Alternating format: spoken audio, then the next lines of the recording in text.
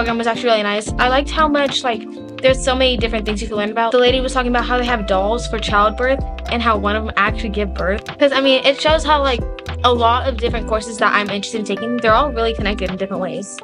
It's very expansive. You're going through multiple different places, learning all sorts of things that could help change your mind or enforce the idea that you were working towards what you were originally planned your path through school. There's a lot of different choices. They give you the chance to pick yourself. And I liked how in the culinary section, there's like a whole bunch of different things you could do there. I've never really been to any other college, but I do like how many other choices they give you and how it's not like you have to do one thing. You could always explore different things without just sticking to one certain thing. I've always enjoyed cooking and the creativity aspect of it.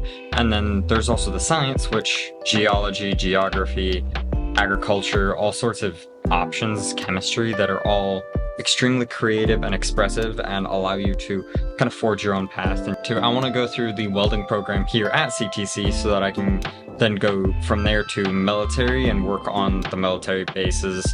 Great things about the school is it's constantly growing and adding more and more things to its repertoire, so people 10 years from now might have twice as many options as people going today.